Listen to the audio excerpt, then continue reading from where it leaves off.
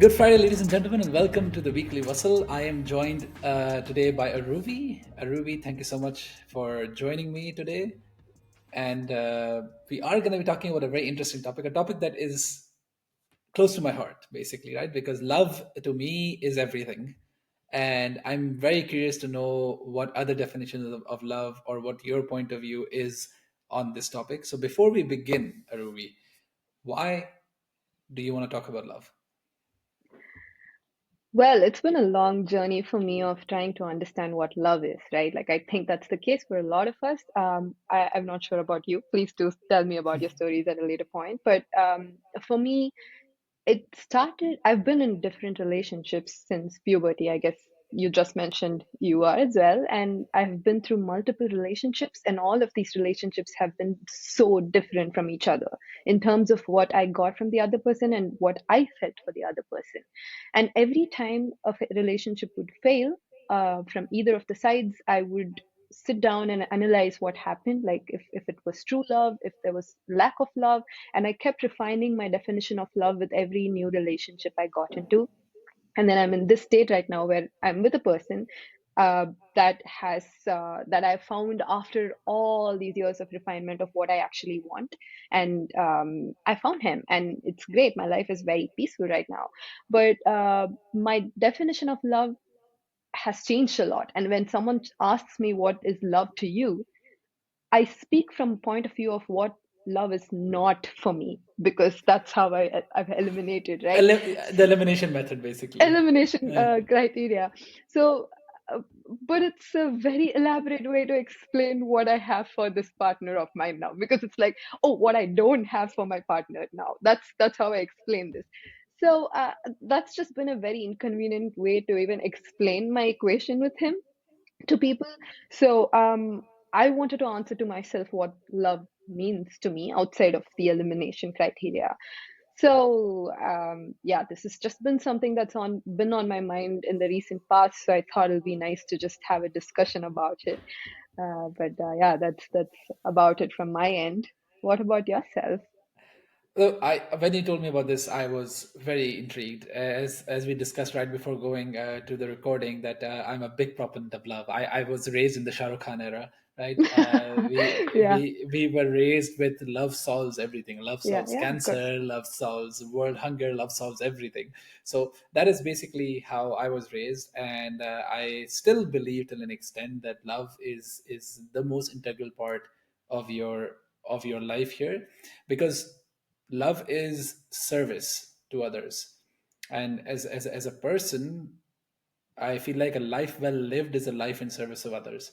If you're not Okay. doing that, in my opinion, you're not really living life to the fullest. And it's not just a hokey pokey religion based or South Asia based opinion of mine. It's backed by science. It says that altruism and charity and volunteering leads to happier well being in the people who are doing it. So you feel happier if you help someone else. They even say if you're feeling down and depressed or demotivated, the best way to treat that is by helping someone else, which seems counterintuitive, because you'd be like, you know what, I'm depressed, I need help. But the fact that you start thinking about someone else automatically makes you feel happier, because it makes you feel like part of something bigger. The biggest issue with this whole depression and loneliness is you are struggling, in my opinion, of course, I don't speak for everybody, you're struggling to find your place in the world. You're struggling to find your mark. We talked about this in our philosophy meetup, right? Yeah, That yeah, yeah, you're yeah, struggling yeah. to find your mark on this achievement society that you want to build. But with love and and in life, a life in service of others, you already make a mark. You make a mark on that one person, and that Hmm. suddenly makes you feel a little Hmm. bit better. And that can be anyone, right? As I said, it doesn't need to be a romantic partner. It can be love in service of your family. It can be love in service of your close friends. It can be love in service of your neighbors. Anywhere where you're authentic and you really care about that person, that you wake up in the morning and you're like, you know what, I'm going to make food, and the first thing I you know me and my fascination with food, right? If I'm willing to share food with someone, that means that's real love there, right? That I'm Hmm. like, you know what, I want to share this thing, this effort that I made with you. And the first thing I do when I am doing this, of course, in my house, and I'm like, okay, Sadaf, can we bring someone else? Can we ask our friends to join us for dinner, or can we send a little bit to our neighbor? Because I feel like, why not? It's something I was raised with. When my mom was there and we would be cooking every day, we would be getting a new dish from someone around neighbors, and every day my mom would be sending a dish back. It would be going around in the apartment complex, right? Your dishes are Yeah, everywhere. My yeah, mom is like, I am out of dishes, and I'm like, Mom, where are your dishes? And she's like, Oh, it's probably with all the neighbors. yeah. So we were raised with this communal concept. So that's why I think it's very, very important to live a life like that, and that is exactly why I want to talk to you about this. So let's dive deeper into love and the different kinds of love you want to talk about, and what is there for you in this whole umbrella of love. Um, Before we get into that, I just wanted to mention this. You did speak about love in a lot of unconventional ways of love, about like sharing food with the neighbors and things like that, right? I feel like we are very short of words that define different kinds of love in English. So it's almost like we say I love you to each other. We say love is the answer to everything. Everyone is just like going around throwing the word love for in different occasions to explain different things, but we're all speaking about different things when we say love based on what we've been told love is, right? Which I think is a problem, because that's, I guess, a lot of relationships also kind of um, spiral into this bad phase of this expectation demand not being met, because they start off on very different notes of what love is. One person does say that they love the other person, but the other person probably takes it in a very different way. So I guess the conversation on what you're asking, like what is love to you, what are the different definitions of love to you, and what kind of love do you have for me, that question needs to precede any commitments in relationships. If that happens, but that's also very difficult, right? Because I remember you asked me what is love to me. I'm still trying to figure that out myself, and it's how am I going to tell the other person what I have for the person if I haven't figured out that by myself.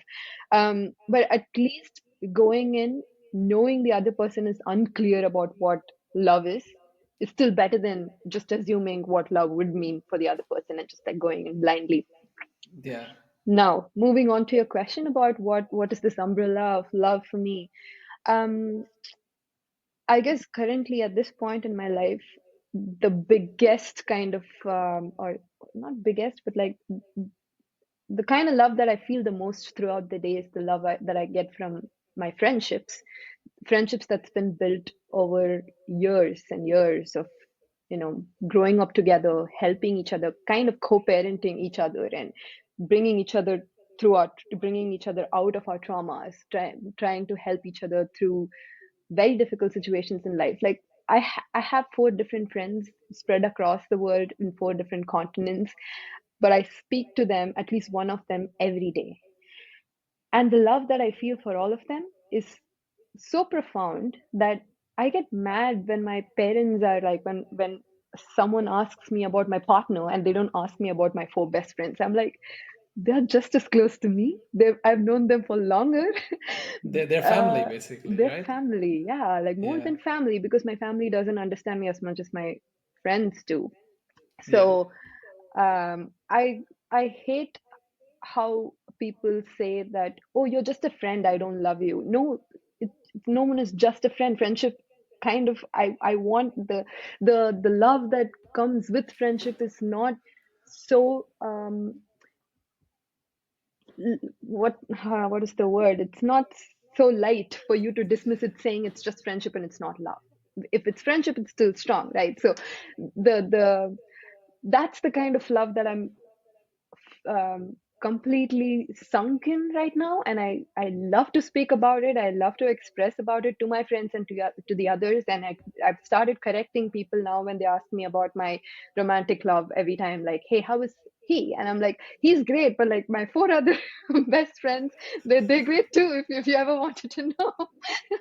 That's how it's been. And like Yeah.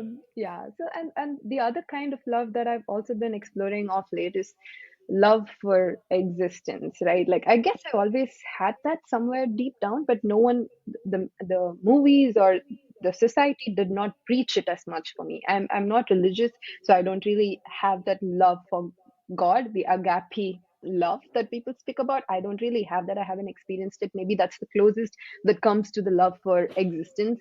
Um, but I have had moments when I used to be really young, like 4 or 5 years old, and I just like walk and I'll stop and be like, oh my God, I can walk. I have hands, and like, oh, this world is existing right now. And I'd feel so much love in that moment.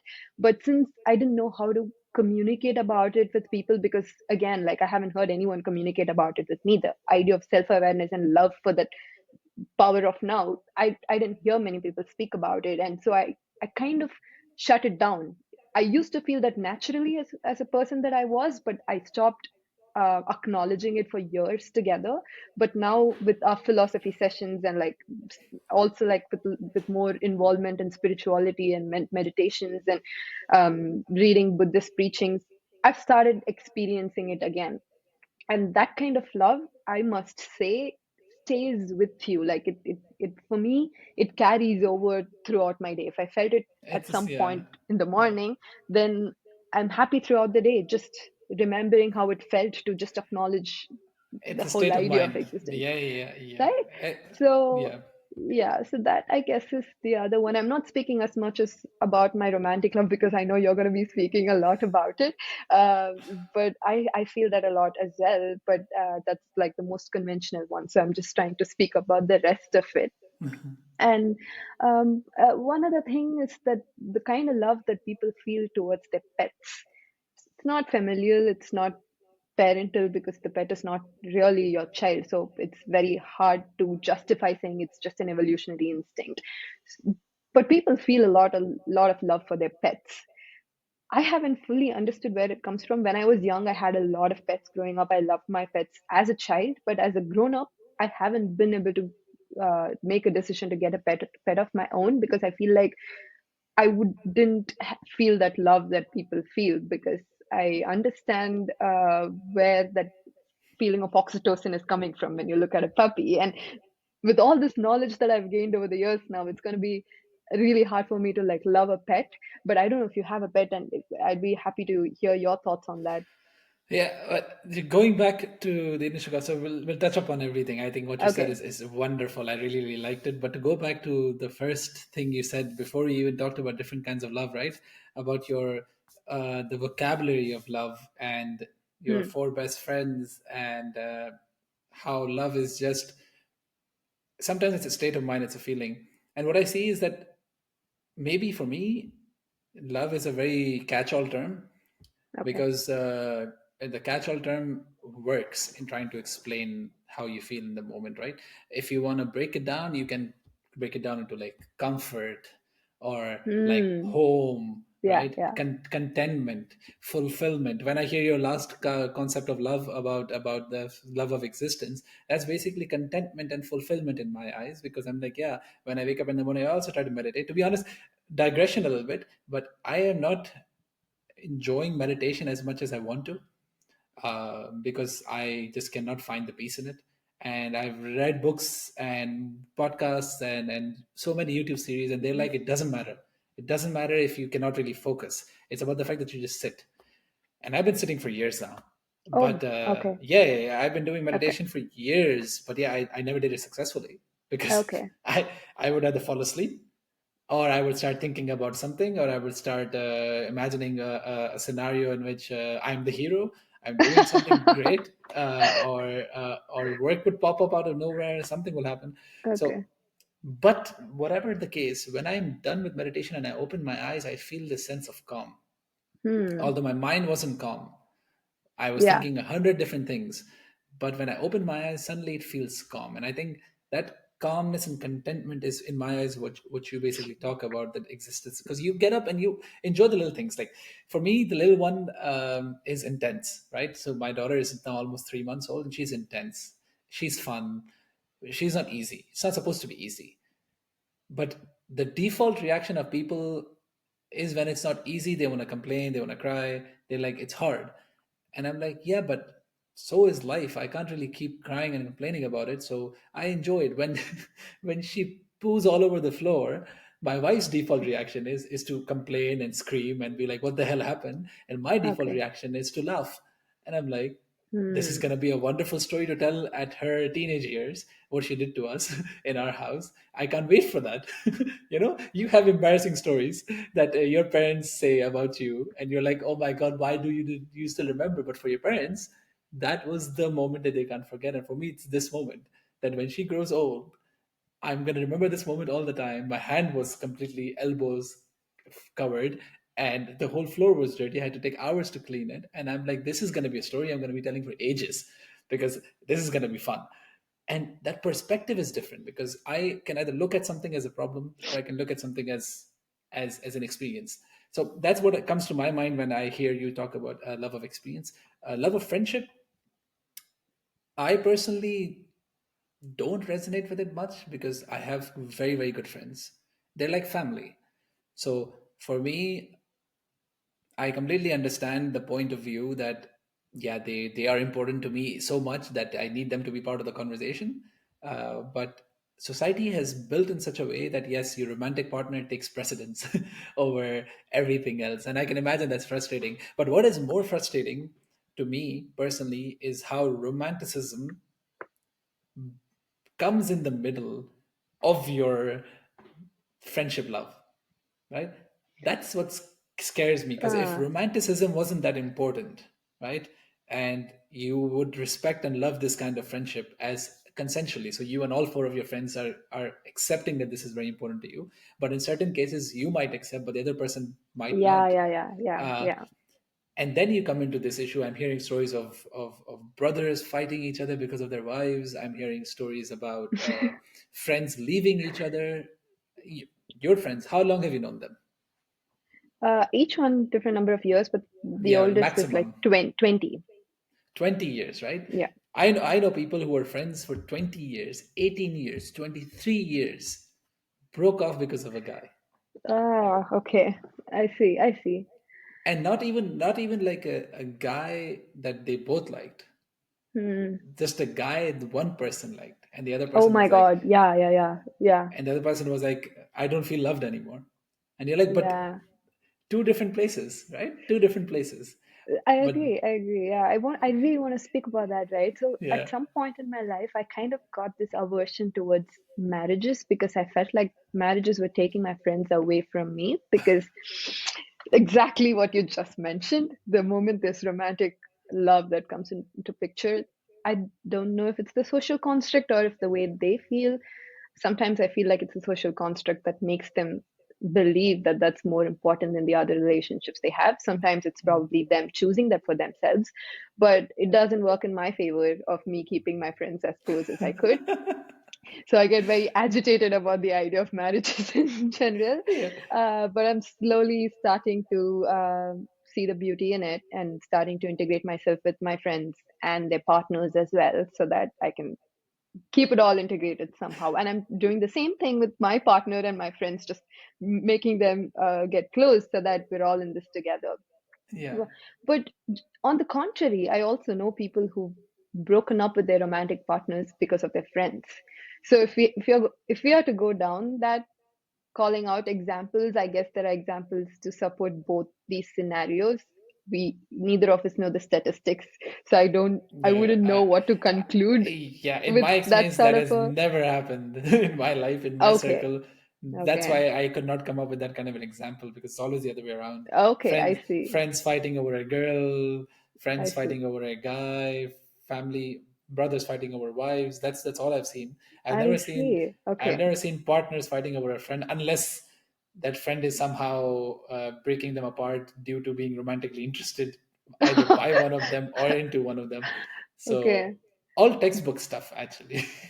Wow, nice. Okay, so maybe your life wasn't as confusing as mine in that case. For me, it's like, oh, I fall in love. I'm madly in love with this person. I think I'm gonna get married to that person, and then things fall apart. And then I go back to my friends, and they help me out of it. And then I fall in love with this other person. Same thing, new learnings. But then I go back to my friends. They've seen me through so many partners, Yeah, yeah, yeah, that right? happens. That happens. you Yeah. you think about it from that point of view, and then you'd feel like, oh, is that love like more persistent or more of a constant love than Yeah, this I one. get it. I get it because I also have this point of view that okay, I've known you for longer.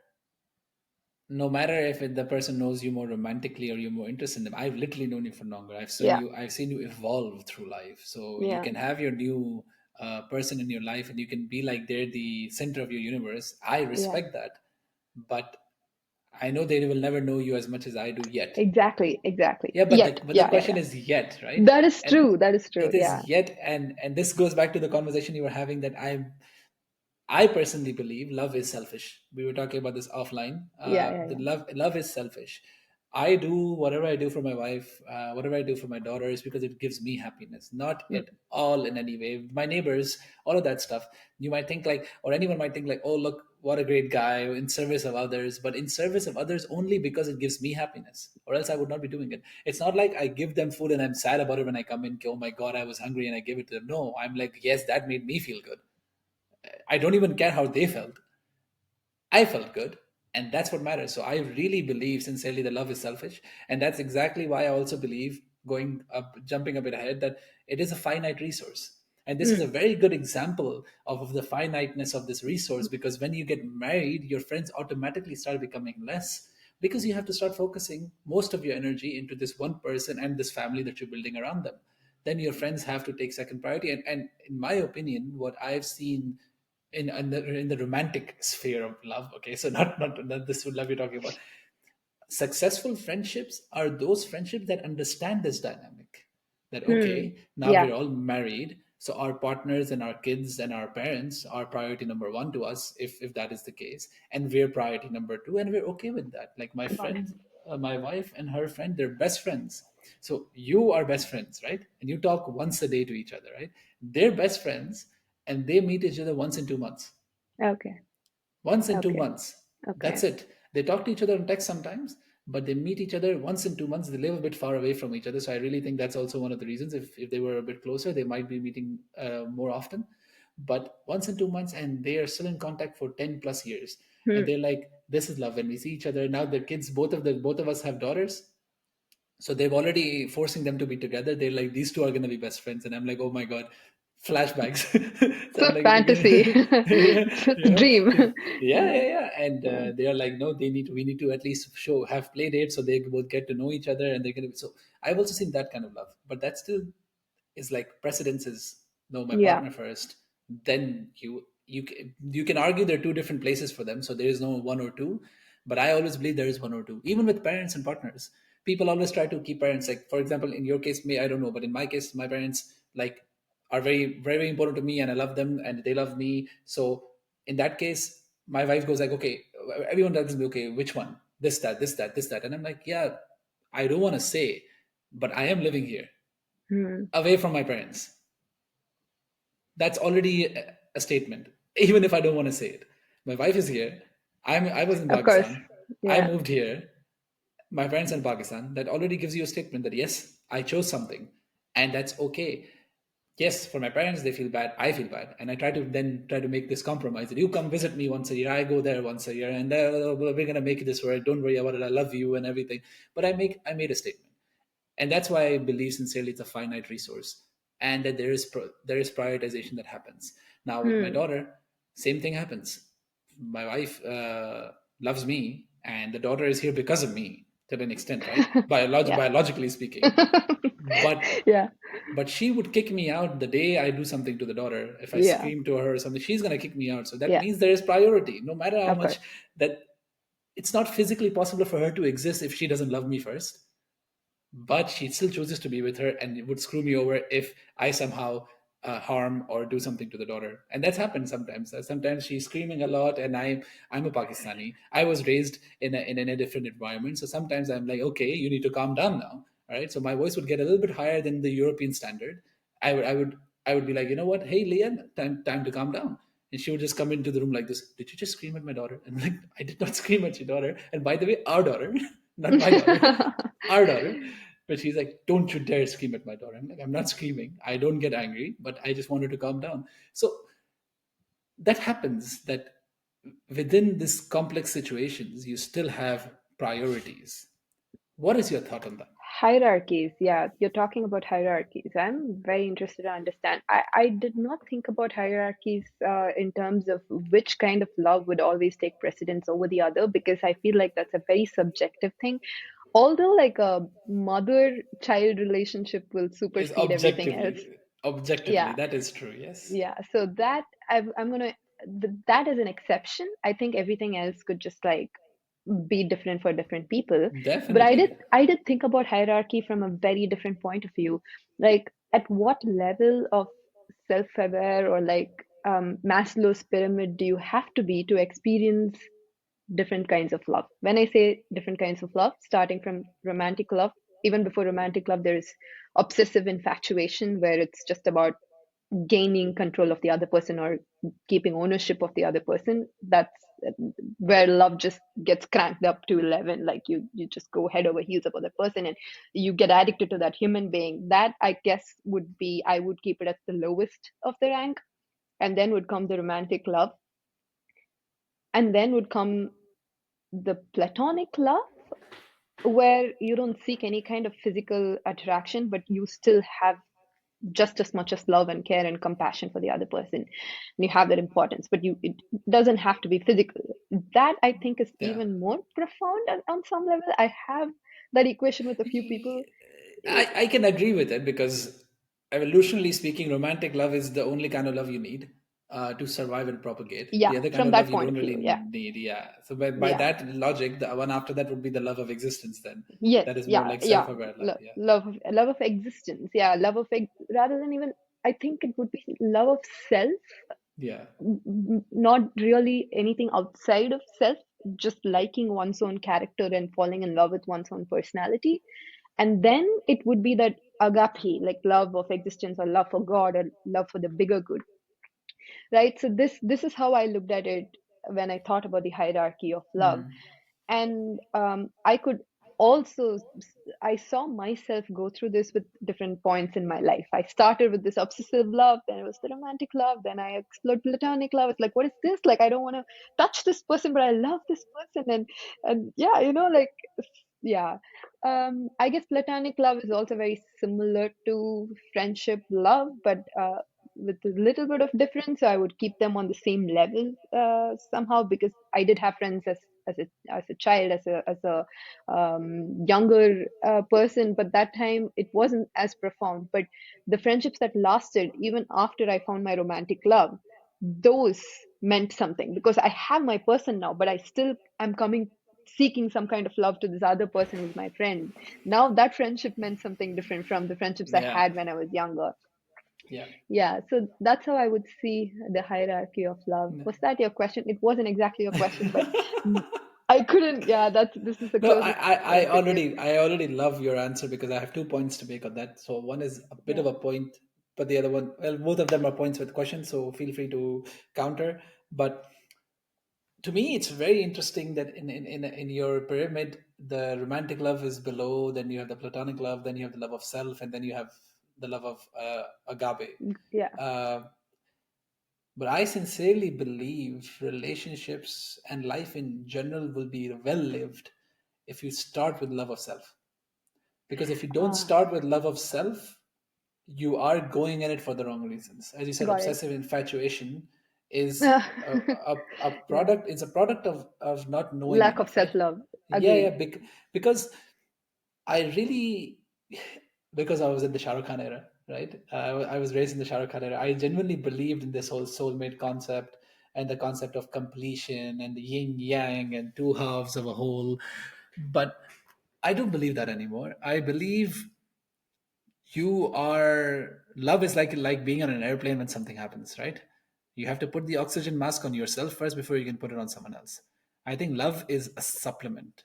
So Mm, a life lived complete can be without love, and I think it should be without love. Only then you get to unlock that special level of love, right? So okay. if you're not able to live your life successfully by yourself, then adding this extra element and extra dimension of love is only going to complicate things for you because you don't know what you want. As you said in the start, right? Like, I don't even know what I want out of this relationship first.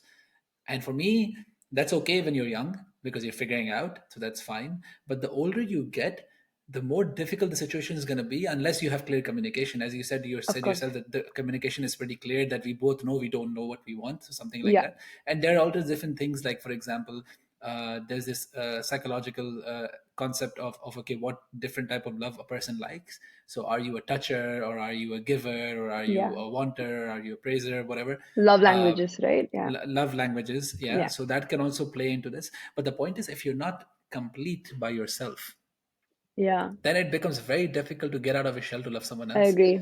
I agree. That's a very and good point. especially and especially without expectation, right? As you said yourself, that love then gets mingled up with expectations. I genuinely believe, this is what I tell my wife as well, and most of my friends, if they ask for my advice, I'm like, give without expectation. Hmm. That is love. Because if both parties do that, you both get the love that you really really want without even expecting Yeah. it, because you give without expectation. Yeah. And everyone's love language is different, right? So mine is different. For my wife, attention and you can say activities, experiences are very important in love, right? So for example, okay, are you here sitting with me, are you talking to me, are you are you planning to do something for me, are you going to surprise me, like the excitement, the spark, and the presence. For me, for me love is for me love is like shit getting done. So if the car is moving, that means the love is strong. So the institution of marriage, the car of marriage is working.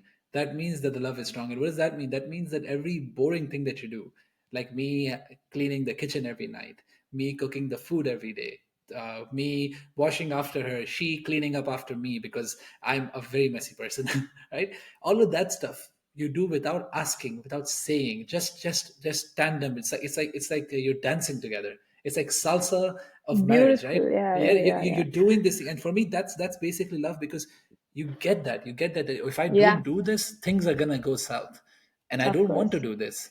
And that's where to me it's more selfless than selfish, because I really really don't want to clean the kitchen every night.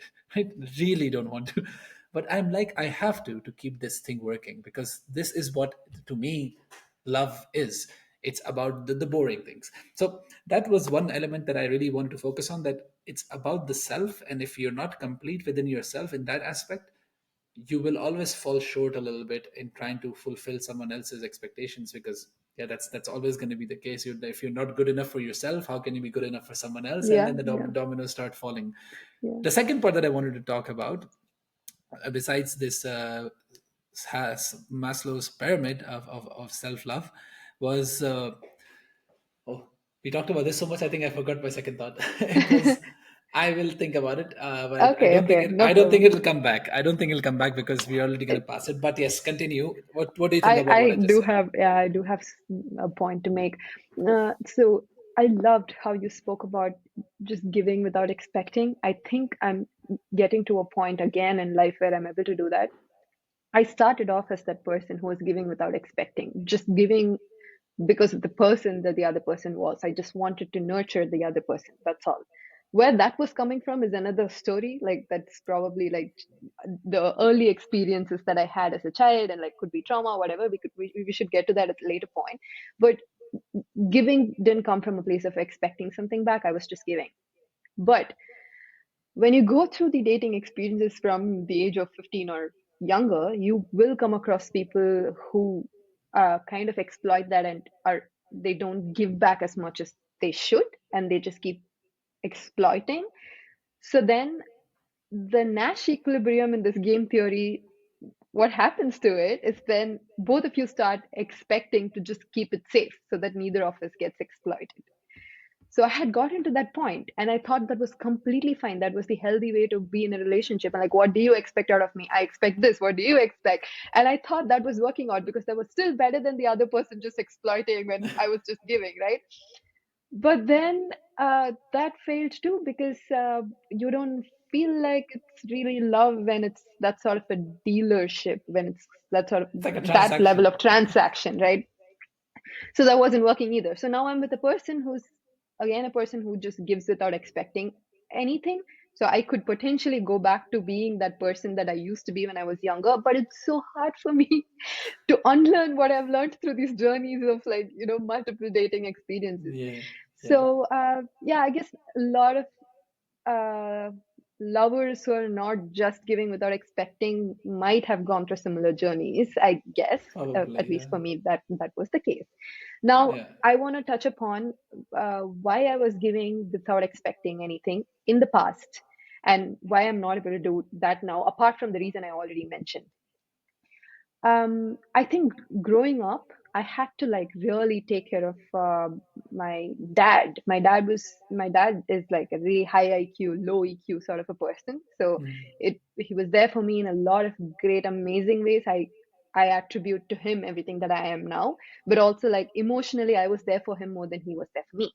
So Yeah, that I think you're became speaking a little bit about like a typical South Asian household, right? Because my dad was the probably same. yes, yes, It's yeah. like It same. was He similar was for you, not yeah. there. For him, love is providing. Hey, you guys Yes, studied. You yeah. guys are successful. It's all Yeah, because yeah, of me. yeah. Yeah? And I'm Yeah, like, yeah, yeah, yeah. You get it. You completely get it.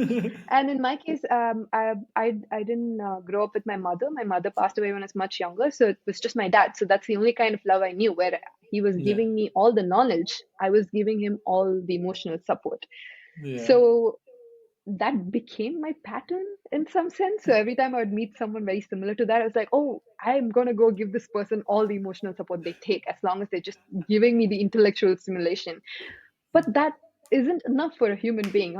I understand I didn't get it when I was younger, but doesn't mean that I live my rest of my life just getting that, right? yeah, yeah, So it was easier for me to just fit into that role that I was so used to when I was younger, when I was with the previous partners. But now I understood that's what was happening, and I had to break the pattern, and I had to like very consciously not fall into that kind of emotional bonding with people yeah, that came yeah, from a trauma response.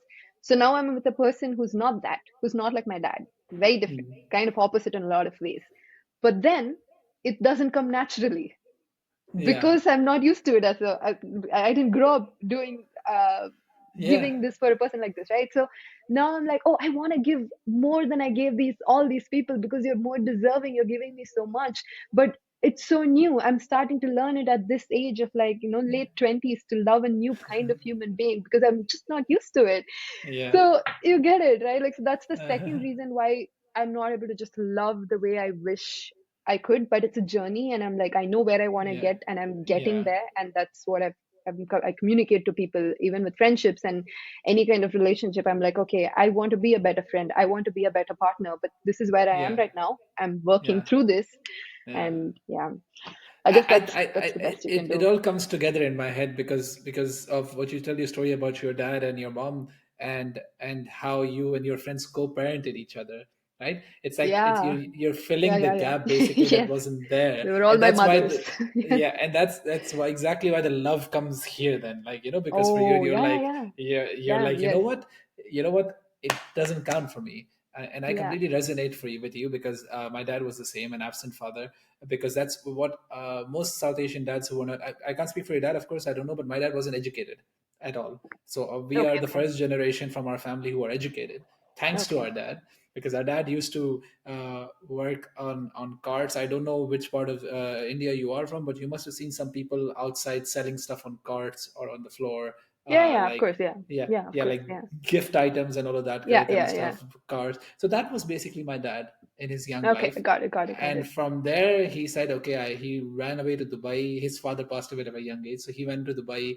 He did these things. From here he went from one car to two cars to 10 cars, 10 cars to a store to seven stores, seven stores to a big garment chain. And Hmm. you see that and you respect it. You're like, okay, he made something out of his life, and he then gave us the ability to educate ourselves from the most posh schools in Karachi, gave us the life that we needed Wow. to have, gave us the ability to go abroad. I couldn't just move here just because he had to give me money so that I come here, I study, I do all of that stuff. It's important that I could do all of that stuff.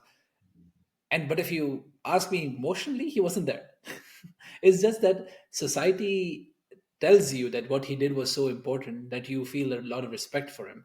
Yeah. And to be fair to him, if you look back, you still, in my opinion, should feel love for him, because yeah, he did something that if he wasn't there, you won't be the person you are today, right? Definitely. Yeah, of course. And then it comes back to the old saying that I keep saying about life is about trade-off.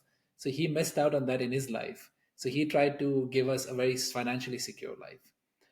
So because of that, he couldn't be emotionally available for us. My mom, on the other side, was emotionally available for us, and she used to give us all the love she wants, like a desi mother. Yeah, like we were very close to becoming man children, and some of us did become man children because that's how desi moms are, right? Like they Yeah, suffocate you with all the love that they have, yeah. and that's also samely because they don't have a emotionally available partner, so the love comes all 100% Onto towards the you kids. You become the as the kid. purpose. Yeah, yeah, You become the purpose indeed. yeah. So when I hear all of the stories, I realize that it completely makes sense. And with my daughter is the same thing. I tell, and this is something I tell my dad as well, that you know what, dad, you weren't there. And he's like, I was. And he started listing all the things he's done for me, and I'm like, yeah, no, but you weren't there. You weren't there for my school matches. You weren't there for these things. and and and he doesn't get it. He's like, yeah, but all of that wouldn't have happened if I wasn't busy busting my ass. And I get it. Now at this age, I get it. At 18-year-old me, 20-year-old me was still mad at my dad because he was like, "Nay, that doesn't matter. I would have done something." Even right now, in one of my newsletters I wrote, I said, "Yeah, dad, I could have still used that. Maybe I would have turned out completely different, but maybe I would have still been emotionally happier because I had my dad with me. Maybe." But the older you grow, you realize, I don't know, would I be living this kind of a Yeah, the life? It grass wasn't is because of greener on the other side, but who you wouldn't know. Yeah, that's you true. never That's true. know, right? Yeah, And so that's the one point that I basically had about absenteeism. And that second point, as you said, naturally it doesn't feel natural because your father is the first male figure in your life, your mother is the first female figure in your life, your not just your romantic relationships but your platonic relationships, everything is going to be based on these two yeah, people. yeah, It is going to be based on that. So if yeah, you have a one-sided relationship with your father, that's what you're going to look for in a romantic partner, because that's what yeah, you think an ideal relationship looks like. Because no matter what you feel now, you still are grateful for your dad for what he's done so far, right? yeah, So yeah, it yeah. makes sense that you look for a partner who resonates a bit like your dad. It's a joke, right? Like if you run after doctors, they say, "Was your dad a doctor?" He's like, "Yeah." "What do you mean?" You're like, "Oh, nothing." But if you're dating a lot of doctors because your dad was a doctor, it kind of makes sense. Yeah, yeah, yeah. So It's very Freudian that way. I agree. yeah. I do have, so I went through this Hmm. whole thing about, okay, breaking the pattern and like not going behind people who are very similar to my dad, like breaking the Freudian cycle, right? Um, so the partner that I'm actually with right now, it's like double Freudian. He's very much like my grandmother. She was the other other strong figure of my childhood, Yes. who gave me the emotional support, right? So I was poly for a while. I am not actively polyamorous right now, but my Yeah. idea for polyamory is that I need someone like my grandmother for functioning. That's kind of what I need in life most Yeah. of the time. But for passion, I don't want to say this, but like I need someone emotionally unavailable, the highest level of passion. Yeah, yeah. That was, You're basically dissecting the two, right? You're yes, like, like, okay, yeah, emotional and yeah. physical have to be separate. Yeah, no, I want someone emotionally available to be with most of the time for most functions in life, but I also want someone emotionally unavailable to feel that whatever they call that obsessive love, right? Like, so for that to like to get the butterflies or whatever, I needed that. So I really thought being polyamorous was the answer to for me to be like very satisfied in life. It worked for a while. I Yeah. For me to, but then eventually I the convenience The settled in. convenience. Like I had to choose something. Yeah, that I needed both. All of that to happen for a while, but then, like you said, there's limited resources, limited time for yourself. You don't want to exhaust yourself with like juggling two relationships and all of that. As you grow older, as other problems get into your life. Yes, I still believe like how your one of your friends mentioned about having abundant love to give many people. I still believe in that, but I guess I already have four best friends and then one partner, and then I'm like, yeah, giving back a lot for my family as well, because that's Yeah. always been the case. That's so many people already. And the other complication that I have, or like I shouldn't call it a complication, I'm very proud of this, that when I love someone, I love them forever. So like the partners that I've been with, that I've actually fallen in love with, I love them in a different way still. I know we are not together, but I'm still in touch. I'm friends with their partners, and I'm good. I watch over them. That's very, very interesting. I really, really like Yeah. it. Because I don't know if I agree I to know that it's premise. very controversial. No one is like everyone's like, oh, that's not gonna work. But I've been functioning like this for years in a very healthy way, so it works for me. For me, it turns into platonic love, and it stays like that. Maybe the partners I choose also were of similar ideologies, even to begin with, so it works mutually. I'm not Maybe, sure. yeah, yeah. I I don't know. guess You are it's very. selection bias. I guess it's definitely selection It bias. is definitely selection bias. You can't really It is. run It out is. of that because Yeah. Yeah. everything I say is selection bias as well because Of it's course, yeah, yeah. it's just our I will lives. not be generalizing this because I know the sentiment are over around this outside of my Yeah. life. But for me, it's worked out, and that's so many people already. So I'm like, okay, polyamory is just not working out for me. No, but then It's exhausting me. this is one kind of polyamory then, right? In itself, because It is. it's It not definitely just is. yeah, because it's not just romantic love, right? It's any kind of love, and then If you that becomes include platonic love into poly, then then for it's all sure I'm as polyamorous, right? poly as a human can get. I Yeah. still am. Yeah. No, but I Yeah, like it. So 2 points. One, of course, on the past exes and the relationships. I'm really, really curious about that. And the other one yeah. was I just had a thought again when we were speaking, and then again I lost it. It's so Oh no, frustrating. okay. It's I it's just your sleeplessness. it's oh my god, It's a I don't know. daughter. It's love. It is love. Yeah. So one thing I wanted to talk about was, of course, my relationship with my daughter is an overcompensation of my relationship with my father. Right, Oh, same okay. concept because he wasn't there for me, so I want to be there for 100%. But even though in my mind I'm there for 100%, my wife still complains that I'm not enough there for her. Okay. So it's very weird that how that works. That was just a point that I wanted to make. And second thing, I had again something about my wife about platonic love, but again it just skips me. So let's just go back to the thing. I am a firm believer because my friend falls in the camp that you're in, right? So he wants to stay in contact with his exes and he says it's healthy and we're in different places. I am of the firm belief, and of course it's not as firm, it can be flexible, but if you are still in contact and still content with that relationship that you couldn't work, Yeah. then either you were never in love or you're still in love, right? Then So then you jump into what is love for you. It's so different for different people, right? yeah, So definitely, definitely. I have no I idea. I get can't it. I really get it. speak for you. It's Yeah. just that is my opinion is of the matter because if you ask me about my exes, uh, definitely I care for them. I wish them the best, and that's one of the reasons I'm not in contact with them because it doesn't make sense to me. Because I know if I was because I don't know about you, but for me, every girl left me, right? I didn't leave any Oh, of them. okay. So Okay. because of that perspective, Okay. and as I Okay. said, That makes it harder. Yeah. I offered them marriage, all of them. Yeah. All of Yeah. them didn't believe me. This one did, right? So from Yeah. that perspective, you can argue that, oh, did you ever stop loving them? Yes, I have to, because then it will be unfair to my current partner. But Yeah. then it Yeah. doesn't make sense for me to be in contact with them in their own journeys of life True. because they chose to be without me, right? Yeah. And that is again an unhealthy kind of love in my eyes. If you could Okay. not be together, if you could not stay together, then there was something fundamentally not working out. And if it's not fundamentally working out, then why pursue it? And again, not speaking for you, No, no, you yeah, made I it work understand. I somehow. understand. Yeah. I understand. And Yeah. for me, that's one of the reasons I could. And for my friend, he always is also this. He's like, I'm still in contact with my ex from here. I'm still in contact with my ex from there. I'm still in contact with this one, and we're friends. And I'm like, but why? He's like, it's okay. What's the problem? And I'm like, yeah, but what's the this is another very interesting thing I like to ask when people always give me the reason that, oh, it works. Okay. What is the value addition from it? What is the value I added? I can speak about that. So I guess this is where these different kinds of love comes into picture. Definitely, there's one kind of love where you want to live and die with one person, but there's also this other kind of love that comes on an ideological level and also on like, oh, I care for you. I will always care for you. Yes, now we have decided not to live with each other. Maybe we're not compatible on that level, but we still are compatible in a lot of other aspects outside of that, just like one layer below that.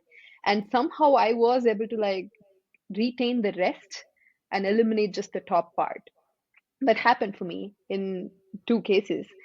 And funnily enough, the current one of my ex's current partner is also one of my best friends now because she's very similar to me. And it's just, yeah, Yeah, it but it works out beautifully in my life, but I that's don't. something else. Yeah, Yeah, that's something else because your best friend is so important to you. You would want to make it work as well, right? Like you no, no, have no. to I like, She became my best friend through him. and this is one of your After, four best friends. no, she's not. Fifth, Oh, it's like just getting close, sort of a best friend. I'm getting so okay. personal right now without even taking consent from these people. But the point I was trying to make is the compatible. You asked what's the value, right? The value is that we were so compatible that the new person he chose is just like, she's very similar to me. She could potentially be very close to me, and they're in Netherlands as well. They're in Eindhoven actually. They work for ASML. So yeah, so Yeah, it worked uh, out. No, yeah, I'm very, very amazed at this, to be really honest, and I'm very excited to hear about this because for me, Shahrukh Khan era romantic love was Shahrukh everything Khan there has is. come up so many times. Yeah, yeah, and Yeah, I miss him so much because he just did his new movie, right, Jawan, Jawan. and Yeah, it was amazing just to see him again. It just makes you feel like flutters in your stomach that okay, this guy he Shahrukh shaped Khan my. is the other kind of love we should speak about ahead. Like It's a different kind of you love. really are in love with Shahrukh Khan. Yeah, So, Well, more than Shahrukh Khan, Govinda, to be honest. Govinda oh has been wow, my idol since I was a kid. And if I okay, get to choose what to show my little daughter, the first movies, it will be Govinda over Shahrukh Khan. My wife would disagree. My wife would choose Shahrukh Khan, but I would choose Govinda because yeah, the guy made my whole childhood, and from there as well you okay. learned a different concept of love, right? Because he also had like bade bhaiya chote bhaiya movies in which there were brothers who Hmm. loved each other a lot, and then you of course had people his love was coolie number one or Yeah, Bibi yeah, number yeah, but so many movies. yeah. But anyways, bringing the topic back, it's amazing to see you making this work. I know a couple of people in my life who are also making it work, who are very uh, socially active, I would like to say it like that, that they have a lot of a big friend circle, a big friend group, and they're close to a lot of people. For me Hmm. it's a bit difficult, and this is basically what I Hmm. wanted to talk about. Emotional support from one, physical support. So that thought that has been escaping me for the past 40 minutes finally came back. So Oh, okay, it nice. was basically this, that me and my wife have this very interesting relationship where I'm a big proponent of communication, and she is trying to get on board with that. But we don't like to discuss our things with anyone else. We feel Nice. like we feel like it's unfair to us as people that we have to ask someone else to solve our problems. And that's one of the reasons I also advocate for therapy, even if you're Okay, happy, because makes sense. it's preventive. It's literally preventive medication. It's better than Agreed. actually prescriptive. So we always talk to each other about everything that we have problems with or everything about each other and all of that issue. So for me, the struggle is to understand the dichotomy between having people who are best friends who know everything about you and your partner who might not know everything about you. Because for me, my partner is my best friend, or else they will not be my partner. That's basically it. They can never be my partner unless they know everything in and out about me. And how I know that she's the right one for me is because she's willing to put up with all the shit that I do, right?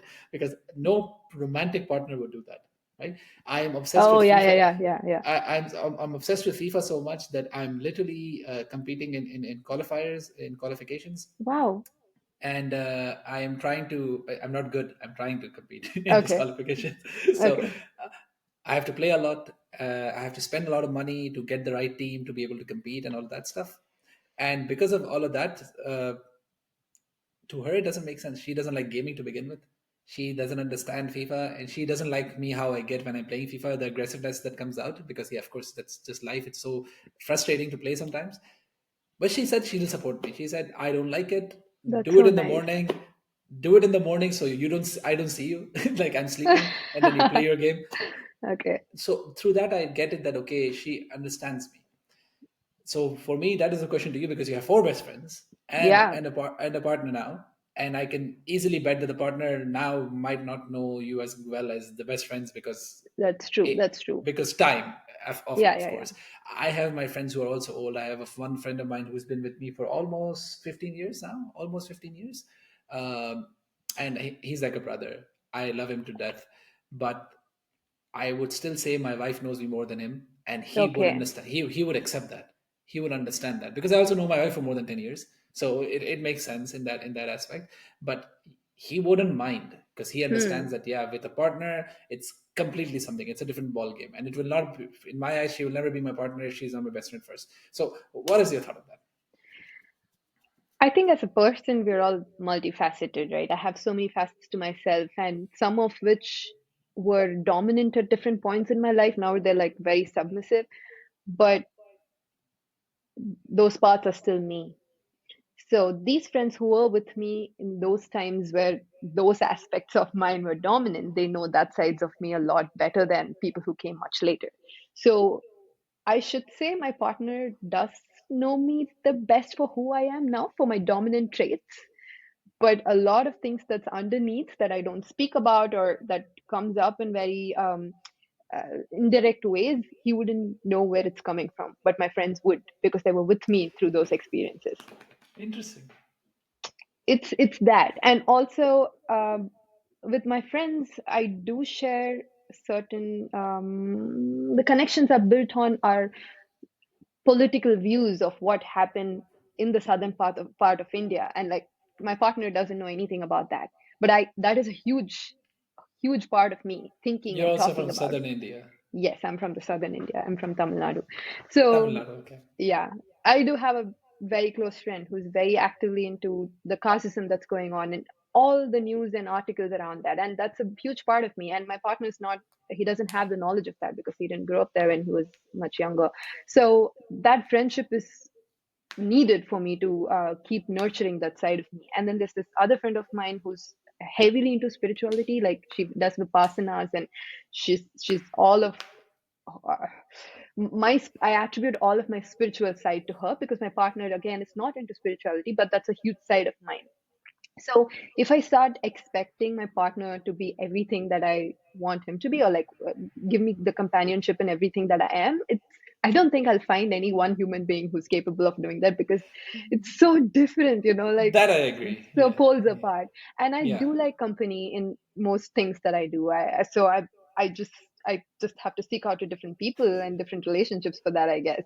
Yeah. If you include friendships also in polyamory, then yeah, again, I'm with Yeah. like at least like handful of partners that way. Yeah. And I have discussed about like co-parenting or like adopting a child together with my friends as much as I've spoken to my partner about having a child of our own because I still haven't decided whether I want to have a child of my own or Yeah. adopt. And if, and even before I got my partner, my friends and we have discussed about, oh, should we just like adopt a child? Like, what should we do with our lives and all of that? So those plans are still on the table. So it's like, it's a lot of things. It's not chaotic in my head. It all plays out. This is how it's been ever since I was young. I make Yeah. plans with so many different people, and I Yeah. make sure I go live with different friends of mine at different parts of my life. And yeah, that's how it is. It So works out for you. it It's works out for amazing. And me. Yeah. we're hitting the hour mark. That's the limit. Yeah. Because I have 100 more questions for you. I would Oh like my to God, know. I have so many things that I want to speak as well. But there's one thing that I wanted to ask you specifically, since you spoke about the pain that comes with life and love and how you're accepting of it. That was really beautiful, the thing that you spoke about your daughter and how you thought, oh, this will be a nice story to tell her when she's older, because I think that's a beautiful outlook. Not many people have that. So in Greek philosophy, they broadly categorize love into three groups. One is Yeah. philia. Philia is basically just like love for moon, love for poems, and like love for all of Yeah. that, which doesn't get too hurtful. It doesn't get obsessive, right? And then there's this second one called eros, Eros. Yeah. eros, Yeah. right? So Yeah. that is again like it's about passionate romantic Yeah. love. It could hurt you if that's taken away from you. And the third one is the agape. We've Yeah. spoken about it already. So Epicurus, the Greek philosopher, he was a very strong proponent of saying, I will not get into the eros because that'll cause me pain. I'm going to stick to philia. Friendships can come under philia and passions come under philia, but romantic relationships come under eros. So he was against romantic relationships, considering them to be a disturbance of self exploration and like maximizing your liberation in life.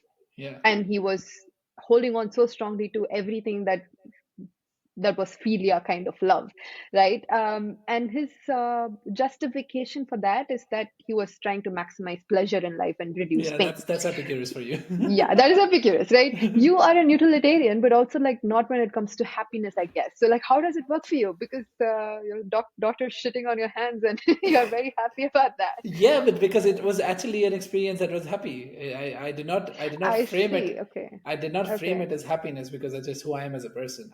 Okay. I'm because I'm a utilitarian. I try to maximize my utility in every scenario, right? So always I try to do is I try to look at the happiest or the most positive side of things. So she shits on Okay. my hand. I want to see Okay. how I can make that positive. I Yeah. burned Yeah. Yeah. some Yeah. toast. I want to see how I can make it into a positive scene. But yeah, what else were you saying about the Epicurus?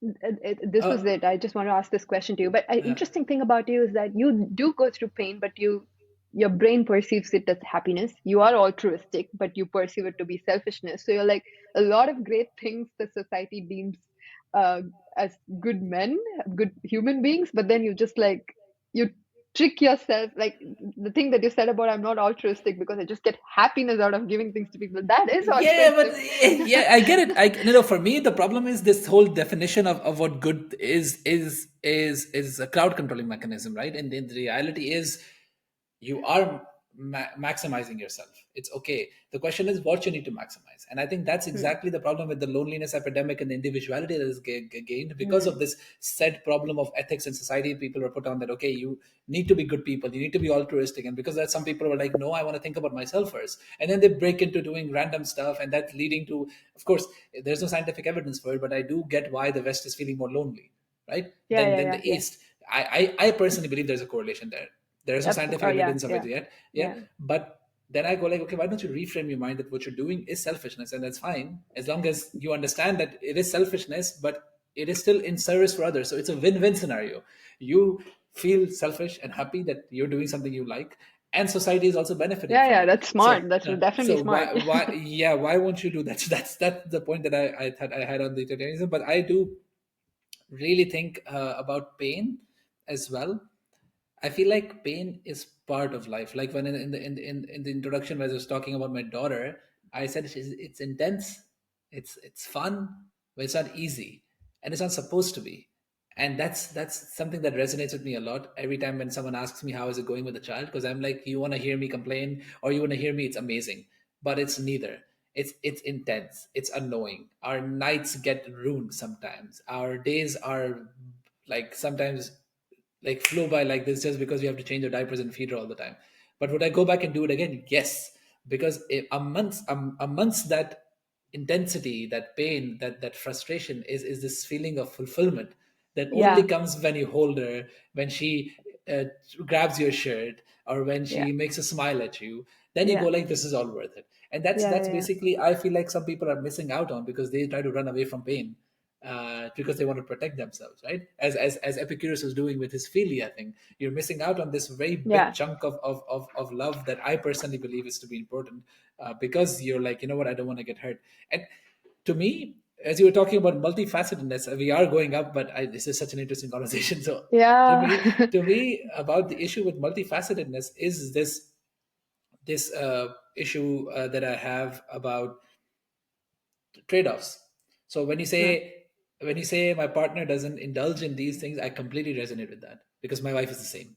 I go to the philosophy meetups, I come back, I tell her the story, she's like, I don't want to hear it. There's a reason why you're there for 2 hours. Okay. I don't want Yeah. to hear it. Okay. Yeah. When I do my FIFA thing, she doesn't support me in the sense that she sits with me, she coaches me. No, she's like, you know what, do it, but I'm gonna be in my room, so I don't want to see it. So that is always there. Of course, one person, if you're sharing everything with that one person, I really don't believe you're going to be growing as a person, right? It needs to Yeah. be a bit different from each other. But then the question is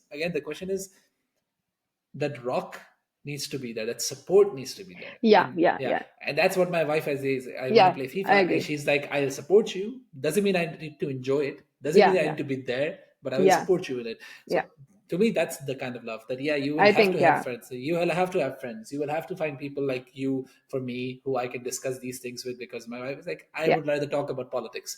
As you have some friends who you like to talk about politics, my wife Yeah. loves politics and I don't. I hate it. Ah, okay. So Okay. she's like, I want to talk to someone about it. I'm like, talk to your friends because I am Yeah. not gonna be indulging you in that. But I Yeah. support you. Sure, if you Yeah. are concerned and you want to talk to about something, I'm gonna hear you out. I'm gonna ask you questions, but I have zero interest in this domain. I love history. She hates it. She's like, it's so Hmm. boring. Why can't you talk about recent history? Talk about Afghanistan because she's from Afghanistan. And I'm like, yeah, but I want to talk about Greek philosophy. She's like, I'm not interested. So that I do see that as well. And that's why you have different friends. But I still feel like for me, it's like a spider web. Is that a really good example of a spider web or machine in which the center is your partner, the Okay. cog, because Got it's it. because of that cog your Everything. life will Okay. work, or else it won't work. But what Hmm. I hear from you is like, no, I'm in the center, my cog is the Yeah. center, Yes. and then I Yes. have these multiple Yes. spokes that are Yes. coming out, and that makes sense. Yeah. I understand that, but Yeah. I think a bit differently from that perspective. Yeah. I Yeah. think how you think is what most people will resonate with. So I understand. Yeah. And it's not to demean or take away the importance of my partner. I just think that the friends started holding just as much as importance as well at some point. And so just it's just that. It's just five strong spokes of this cog wheel. That's Yeah. what's happened. Yeah, it happens and Um, it works. If it works, it then yeah, that's me. That's my life. It works pretty good. So, but I do want to discuss about not right now, but probably a second follow-up session on this topic, if possible, since we haven't touched on a lot of things. Um, about the love that religions speak about, loving people regardless of who they are, regardless of their misbehaviors, regardless of anything, just loving human beings without any judgments about that. And also like these controversial explanations about what love is that take away the profoundness of love, like if love is just a social construct, if the society is not putting this on you, like when what was love like in the past when people were cavemen, what kind of love existed, and how things have grown over the years. So like what we see as love now is it just an outcome of the societal construct, or if there's something more to it. And also like love is selfishness. So we touched upon it briefly the way you explained it, but digging deep into it, can we have a selfless love, or is it always going to be like some kind of selfishness involved in that? And uh, is love a moral obligation that we have? That's something can love even be an obligation? um, if we consider love as a form of commitment and promise, maybe yes, otherwise not. Then we go into, okay, what is love then? Like, can there be yeah. love without commitments and all of that? Yeah. And yeah, also a little bit about the biological background of it, because that is important. That's a very important topic to touch upon as well. We didn't touch upon it much at all, like the Yeah. evolutionary weight on these things. But yeah, that's Yeah. another thing I want to talk about. But They yeah, probably the second meeting on this topic would would be it has needful. to it Yeah, needs to happen, and I completely resonate with some of the topics that you have, and I yeah, think it's going to be really really fun to talk about. In terms of social construct, one final remark before we close it. I genuinely yeah. believe like Shahrukh Khan ruining my concept of love is a social construct, right? Yes, It for was sure. Yeah, it was built around me, and the same is what I feel intimacy is amongst the West. So if you open TV, if you look at social media, if you look anywhere, love is passion. Love is yeah, intense. Love is hardcore. Oh, if your toes are not curling, if you're not getting goosebumps, if you're not, yeah, yeah. then it's not love. It needs to be scratching kind of love. And I'm like, no, why, That's the why? biggest scam of our century, right? Like, why did Yeah. they do that to us? Yeah, it Why? doesn't make sense to me because I'm Yeah. like, if I'm sitting here next to you and we're watching TV and it feels like home, that's enough for me.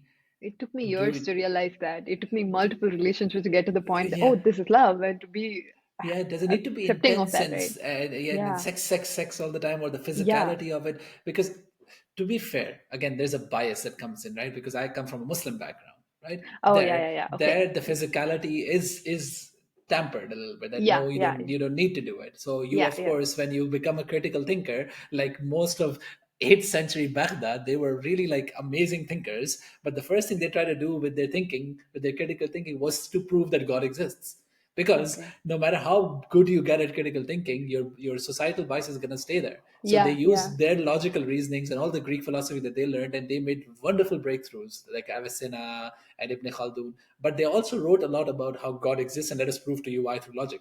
So that's what I feel like. I'm a critical thinker, and yeah, I have all the tools that I learned to question everything, but it still boils down to the stuff that, okay, I would question the stuff first that doesn't make sense to me because of my societal construct. Yeah, So I'm yeah, like, yeah, yeah, yeah. okay, why does physicality need to exist? And the Western person would be like, okay, but why does religion need to exist? And I'm like, well, Yeah. I don't know.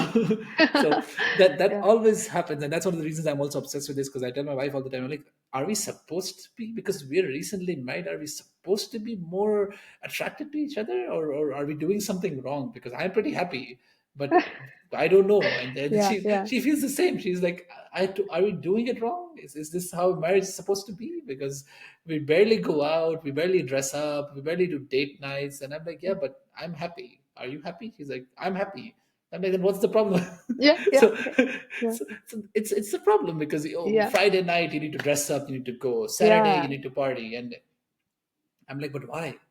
So that element is something I really want to discuss about as well, because I feel like I we do too. Let's definitely have another session. I do we need too. to Like have there's another so session. much we haven't So hit. this Yeah. this is a good way to end it then for everybody. As you can see that there's a lot more that we want to discuss, and we would love to continue this, but we are out Yes. of time, Yeah. and responsibilities are calling. I have tacos that need to be made for dinner time, True. so I would leave you guys for this, and hopefully you will be hearing a follow up of this soon. So before I leave, Aruvi, any last things you want to mention?